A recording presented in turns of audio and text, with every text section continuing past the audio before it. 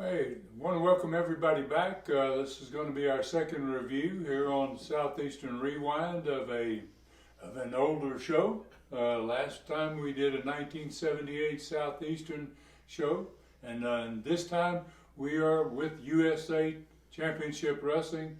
We're in 1988. Jumping 10 years forward, right? And 10 years forward, and we're in March of 1978, the very first USA program. And Les and I we're just gonna kind of break down what went down as we saw it, and thank everybody for being with us again. And I'd like to start out maybe Les by just a little bit of history here. There had been wrestling in Knoxville. We came back in 1985 with Continental Wrestling and sold out the Coliseum the very first show back in Knoxville. They remembered. They remembered, and it had been a long time since Knoxville had any shows in the Coliseum. So so the people were familiar with the crew that's in the USA organization. Southeastern had been sold at that point.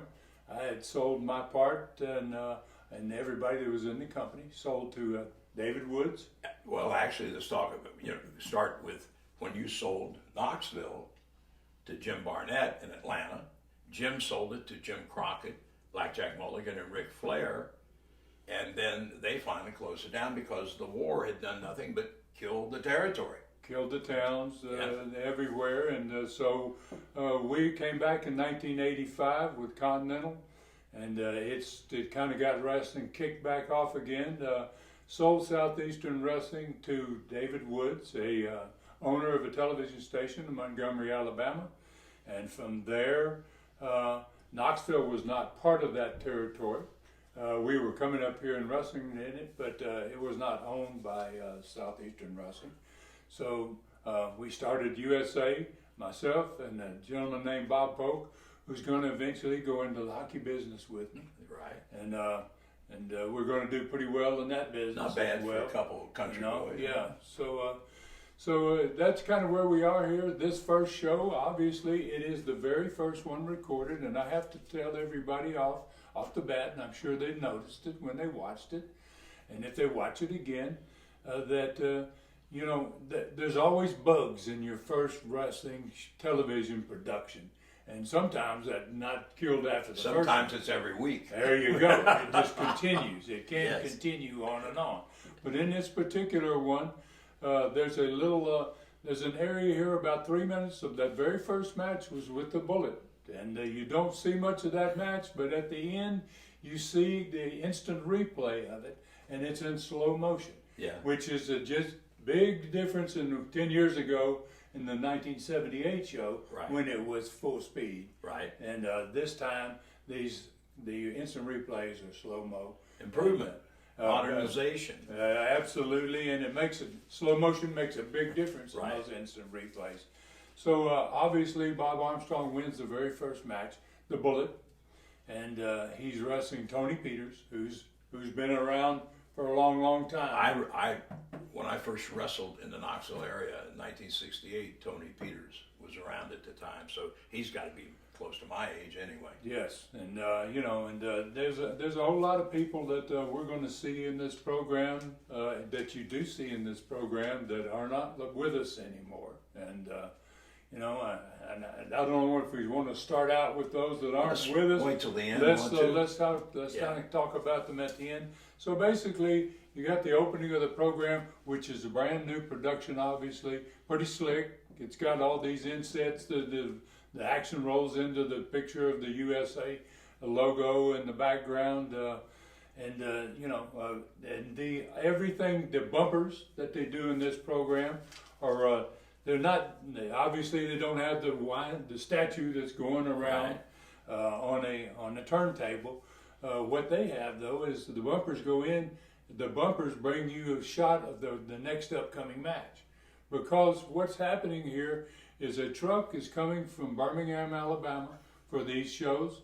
They drive to Knoxville. They park up there on the big patio behind the Knoxville Coliseum ballroom, which is a beautiful room, perfect for TV, much bigger, 3 times the size of a normal television studio. Sure. And So they park right up there, and then they go in post-production and they put the bumpers together after the show has been made.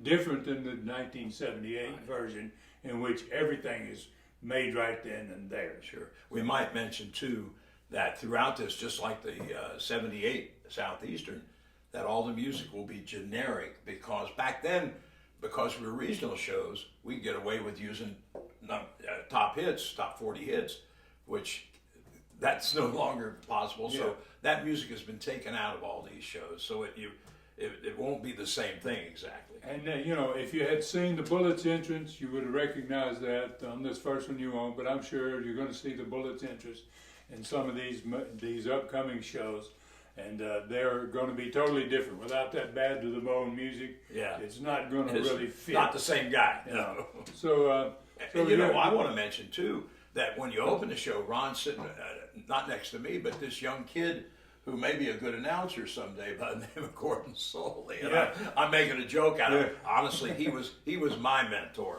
and a dear friend as well. But of course, we're talking about people being gone. Gordon is Gordon is gone. He was the dean, some by the time. way. Let me say that he was the dean of wrestling announcers. In fact, as I said, he was my mentor. Jim Ross would say the same thing. So Yeah, I mean, a lot of people copied Gordon Absolutely. and did their best to be a Gordon Solie, and it was really hard to be a Gordon Solie. Yes. He could not be duplicated, actually. But he was one of the best, and so the people, when they're watching this program, and most people around the world are pretty familiar, if you're a wrestling fan, with Gordon Solie. I would They've think seen so, him in one sure. place or another, because he did so many different wrestling shows. But so that made this a quality program, obviously, just with having him as the Sure. commentator there. And my sitting there and not being in the ring, I don't know if that was better or not. You know, and for some of the guys that would be working with me, they would probably say, Well, thank God he's a commentator. I've worked not with in the him. ring." I would be one of those guys that would say, please don't touch me ever again. So anyway, you got your first match. We have a segment that comes up after that, which is called the Video of the Week. Well, now you had a segment before that too. Austin Idol promo and film. Yeah, too, that you it recorded. comes right in that same. Both of those are kind of back Yeah. to back. The Idol video comes from Memphis. It's made in Memphis. Big crowd, Mid-South Coliseum. It has a who's who of wrestlers in it. A lot of guys in there that he's taking bumps for. Idol. You know, a little background on Austin Idol. I first met him in 1966 in Tampa, where I was NWA Rookie of the Year, but he went to high school with Mike Graham. And that's exactly, you know, how I first met him, through Mike, because Mike and I both were into drag racing. But yeah, he's growing up around wrestling, but actually didn't get into it till maybe, I don't know, 6-7 years after he graduated high school. A lot of wrestlers from that Tampa area. Dick Slater Yeah. was another one. A lot of those guys came from Robinson High School Sure. in Tampa, Florida, and you know, there's a connection there. And then immediately following that video, they run a promo, and in the promo, it's pretty obvious that the Idol is at a marina somewhere, and I guarantee you that's in Pensacola. Yeah. That's where he's living at that point in time.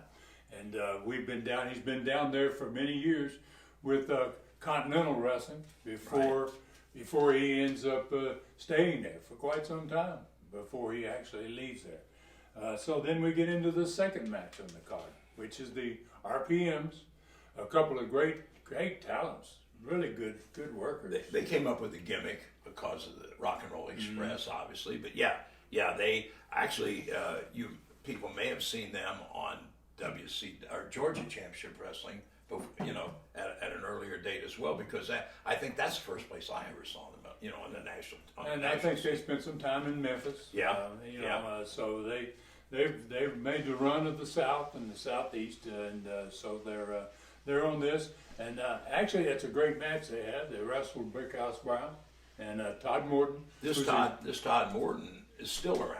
And Yes. is still wrestling some today. Yes, and you know, and obviously he kind of got hooked and associated with the Ricky Morton, but Todd Morton he turns out to be a pretty darn good worker. Yeah. I used him up in Ohio. Yeah. Back when I had HWA. Yeah. So yeah, he's a pretty good worker. Brickhouse Brown, a heck of a worker. Yes. Great show. Actually, this first show was a very good show, especially the guys that don't win.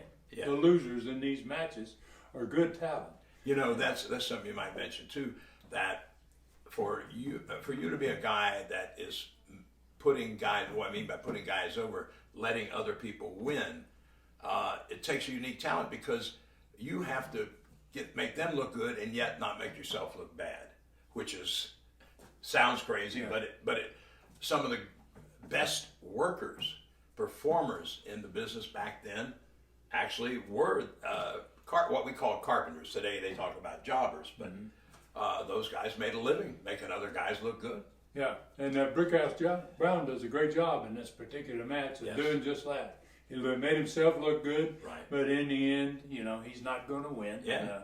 And it didn't hurt guys that if you went in there and really did your best, you usually came out of there with people having some respect for what you did, yes, and what kind of a worker you were. One thing that I wanted to point out is the number of times that the RPMs tagged in and out of the ring in that match. Within probably a 5-minute time frame, they probably went in and out 20 times. Yeah, tag team wrestling then was entirely different from now. And because now you'll see guys go in there and stay. But yes, the good tag teams of that era, they were switching all the time, and the thought was to keep the fresh guy going all the time. RPMs did that second interview. Yeah. Basically after the match, which is a pretty good way to handle television programs. You have the match, the guys come to the desk, and they do the interview. Right. And it'd been a long time since I'd seen one of these USA programs. I was very impressed with their interview. Yeah. They did a darn good job, and they had a great match. So, there's good talent in the territory. And we're going to get into that in a few minutes, about just what kind of talent was in this territory at this time. Then we had our first personality profile. Right. And you know where that came from. I do. So we had a personality profile. We didn't have a designated set as we had done with Southeastern back in the 70s. Right. But we did it on the regular set. And then third match was another Well, great you wanted match. to mention it was Johnny and Davy Rich too in that promo. Yeah. And of course, those two young fellas were really hot, what we call baby faces. Yeah. At the time, young, good looking, they could move, and as the old saying was, the teenage girls and the grandmothers all loved these guys. Yeah. Yeah, and and obviously when the RPMs got in the ring with two young boys like that had that kind of talent, sure, you're gonna get great matches. Exactly. And after we finished that segment, then the third match was Hector Guerrero, and you got a little history with Hector's family. Yes. Well, you realize their father, Gory Guerrero, all the boys, Chavo Jr., Eddie, Hector.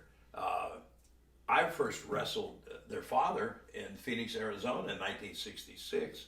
But one thing about this family consistent, they're all talented. I mean, these guys were all, whether you were putting them on top or having them make somebody else, they went out there and they delivered time after time. Great talents. Yes. Great talents. And Hector was he was certainly right in there with the rest of the family's ability. Yes. A tremendous interviewer, got great heat. What do you know about this Keith Hart that wrestled him? I don't know hardly anything about Keith Hart. Something we might throw in there too, especially around the southeastern part of the country.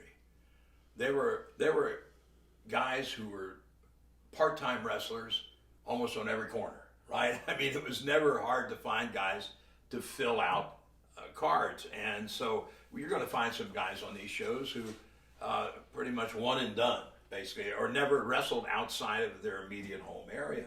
So, a lot of the names may not be familiar, but one of the things that all the bookers tried to do back then was get the best in-ring talent they could. Yeah, and and Hector does some things in this match that I was really impressed with that I'd forgotten he was capable of doing.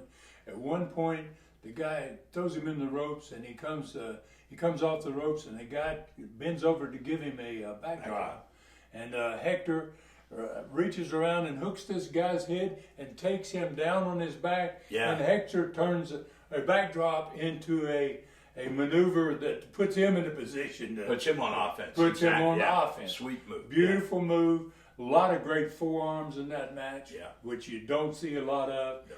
And he was really solid with them. And during this entire match, Buddy Landell comes out with him at the Right. beginning, stays all the way with him to the end.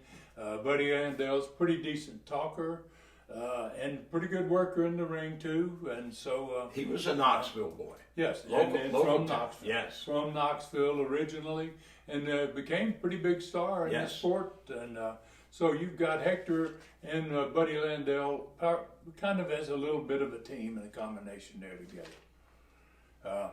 Immediately following that, you've got the another interview with Ron Wright, the Stomper, and the Dog. Yeah. Now, as I mentioned to you before we started, I first wrestled the Stomper in 1963 in Kansas City when he was just beginning that gimmick, right? And but that thing took over.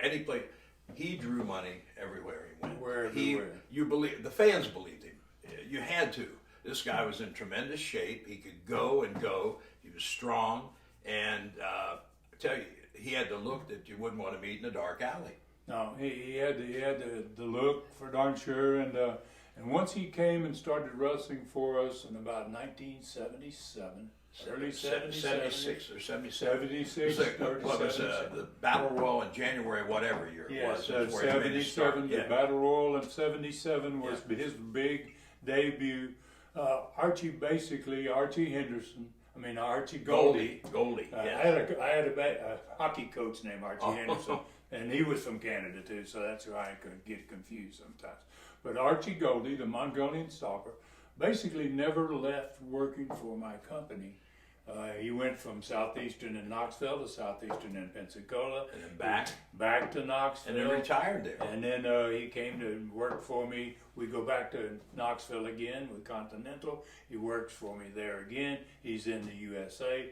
He's just When he retired, he was on the sheriff's department. yes, and worked on the sheriff's department in Knoxville. Another thing I remember too, Bret Hart used to say, the one guy that scared me in my dad's promotion was a Stomper. Yeah, yeah. But if you had to be frightened of him. He scared a lot of people. Yes, he scared he a whole sure lot did. of people, Matt. So, and then the last match on this card, after the Ron Wright interview, and I want to focus on this just a little bit. I've talked so much about Ron Wright in the Studcast, and I try to duplicate his voice. It's a real pleasure to be actually able to see him, to do one of his own interviews, and people be able to see it. You talk about longevity. This is 1988. The first time I wrestled in Knoxville was in 1968, and Ron Wright was the featured heel at that point. And for one guy to hold his heat, as we call it, or to basically maintain a position as one of the top people, whether that was a manager, a wrestler, and sometimes he was a fan favorite, realize how long that goes. At least, he was there before I got here in 68, and then still in 1988 was still a major part of the company. Yeah, tremendous talent, no doubt about it, and one of the great characters in the history of the sport. So, last match then is Doug Furnas, who is, a tremendous athlete. Yes. You look at him and you know he's a tremendous athlete. Went to the University of Tennessee. I think he played fullback at the University of Tennessee for the team that beat the University of Miami, my old school, way back in I can't remember might have been about 1985, as a matter of fact, when he first started in wrestling. He came right out of football and got right into the sport. He was and for his size, he's so agile, right? Drop kicks and so forth. And we might mention too, we talk about how strong he was. 1,000-pound squat. And if you know anything about weightlifting at all, That's major. What you see when you get that steel bar on your shoulder and you got Whoa. those 500 pounds on each side, you Yes. get that bar that's got that bow in it, like a bow that you shoot. It's an never arrow hard from. to get down, but it's sure Yeah. hard to get back up. Yes. So tremendous athlete, and goes on to become a huge star in Japan. Yes. Wow, they love him in Japan because of the things he can do. In that match, Les, there's one spot in there in which, and he wrestles a guy named, what's his name again? Carl Stiles. Carl Stiles. And Right. Carl looked just about as good as Furnas did. Yeah, he was in great He shape. had a great Yeah. body, he was in great shape, and a pretty darn good worker in the ring there. And at one point, the camera's real close on Doug Furnas, too close on Doug, and he gets up and does a backflip. Yeah. At 275 pounds with that huge size and doing a backflip in the middle of a match. I mean, and the fans pop, but you don't really get to see it. No. But you're going to get to see it. You keep watching these USA shows. Absolutely. And in his last backflip, Right, that's for sure. exactly, That he's exactly. going to do. So, tremendous athlete. Obviously, after all these matches, there's that great instant replay. And I really thought the mat itself and the ring itself looked very good. Yeah. Everything I thought it's really the first time I've had a chance to look at the USA shows. But yeah, I thought it was well put together. So I guess we can talk a little bit. That kind of covers the shows. Let's talk a little bit about having a territory. We basically had built the territory. We'd gone in there and we'd set up television stations prior to even doing the first program. And in this particular deal that we did, this very first one, and when we opened the territory, we already had 2 television affiliations with us. One of those was in the Tri-City areas. That's Johnson City, Kingsport, and Bristol, Tennessee. And the other one was called Mountain Television out of Hazard, Kentucky. And they was putting us into that Kentucky area up there. And we were on that Hazard. Was that the same station we were on back in the 70s, right? They had changed it to Mountain Television. I think it was WMTV, I believe, something like that. And up there in Hazard, Kentucky, and wow, those fans in the Kentucky area were really, really great fans. Well, the whole area, what we call Southeastern area, all the towns we worked in, Kentucky, West Virginia, Tennessee, the fans are rabid. They really were. Yeah, wrestling was red hot back in the 70s and 80s yes, in it the area. certainly was, man. And it only died during that 79 period, and then it came back just like it had never been. On this particular show, very unusual, we sold tickets. You bought tickets for $3. You got to see at least 3 tapings. So you got to see at least 12 matches for $3. And the studio was pretty well full. You could tell that by the crowd reaction. Sure. And the crowd reaction was pretty phenomenal considering it was the very first show. That's something too. I think that current fans, after watching this or any other shows in this area or from this time period, how the fans react. They're into the match all the time. Where today you'll see it's more a up and down thing with the fans, but there wrestling was in the 60s and 70s and into the 80s. That was to me the golden age. Tremendous talent, depth in every area, and the fans were just so. And you didn't have a lot of ups and downs because the match kept going. Yes, well, there was more psychology back then opposed to just. There was some storytelling. Yes, instead of getting just spots and spots. And compared to what's been. Before we get to our rest in peace, should we mention a couple of things about plugging the Studcast live and for people that might be watching nearby? We're going to start doing a live Studcast once a month, beginning October the 18th at Calhoun's on the River in Knoxville, and it will be $30, which gets you a meal, and you can take our pictures, sign autographs, whatever. We'll have guests from time to time, but probably the first hour will be basically like Ron does his Studcast, and then in the second hour we will roam through the crowd and get questions and answers, and like I say, we're doing this once a month, and adding guests along the way. So we hope maybe you'll join us for that. And then, of course, next June of 2022, 3rd, 4th, and 5th, first weekend, you can show up in Knoxville at the Jacobs Building, the historical Jacobs Building in Chilhowie Park for Southeastern Memories. We're celebrating the history of Knoxville's professional wrestling, which goes back to John Kazana's promotion, Wide World Wrestling, where I first wrestled. He's the man who Ron bought the territory from and started Southeastern, and we'll carry that through all the way up to Smoky Mountain, which was Jim Cornette's promotion, and finished up in the late 90s. And that will be a 3-day with matches on Sunday, autographs, Q&A sessions, souvenirs, merchandise. Something like that never happened. Yeah. Never had anything like it in Knoxville. No. It's one of the big things now in wrestling is these reunion type events, and this will be a reunion in Knoxville for the first time ever in Tennessee. Probably, I don't know that they even had them in Memphis. I'm not sure else. they have either. So this will be something really great for fans. And we'll keep. You remember it forever. You'll never forget this. And once Ron's on his website, that's tnstud.com. For the live Studcast, we'll be able to make reservations for the tickets on that website. And of course, we'll be reminding you of all these things as we go along. And now, I guess, the down portion of the program, if you say. But so many of these guys, our peers from our youth and era of in the ring, are gone now. Ron Wright is gone. Doug Furnas, Buddy Landell, the Mongolian Stomper, the Dog, the Bullet, and Gordon Solie. All have left us, and but my God, they have left us. But it was beautiful to see them again. Great memories. That's what's great about having a YouTube channel and Yeah. being able to go there and relive those moments. And that's what I'm getting from the reaction of fans is, Ron, wow, I watched it and it took me back. I had so many great memories flood my mind.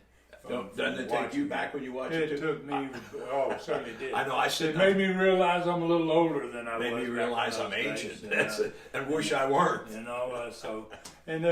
Maybe we're to finish this out, just to give fans an idea.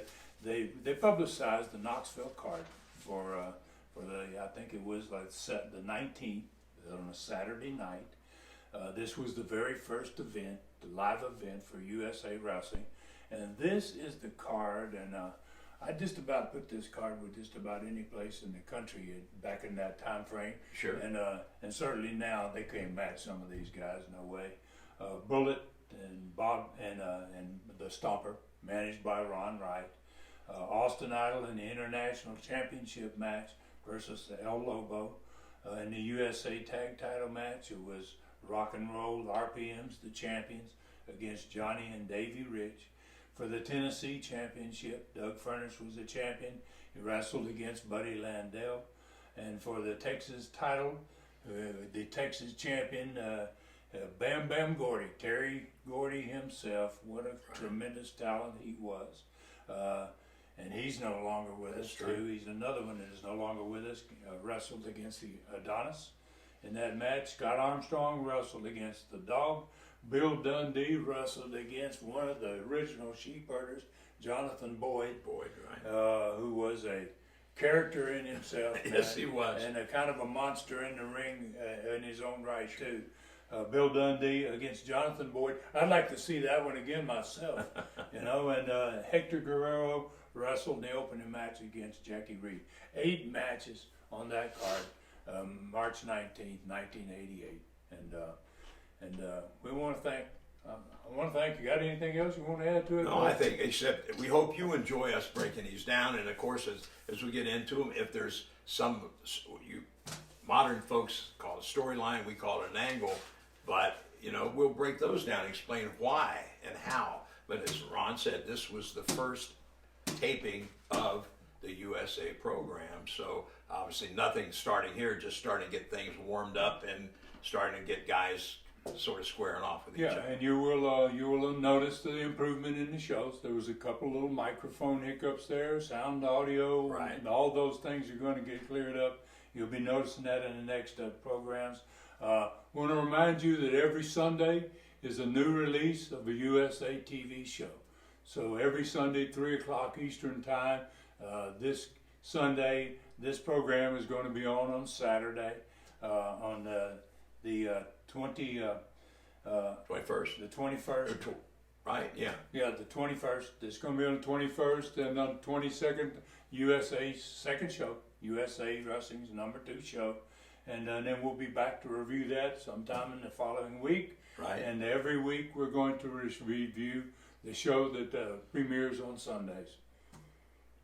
And that's covered, and of course we want you to join us. And if you're around the Knoxville area in October, join us for the live Studcast, and don't forget June of next year, 3rd, 4th, and 5th. Thank you all very much, and thank you so much, all the subscribers, everybody's out there watching us, and going to be watching future programs. Thank you so much for getting on board and supporting us and supporting old school wrestling, man. And we're having a lot of fun giving it out there too, putting it out there. All right. Thank you all of you very much.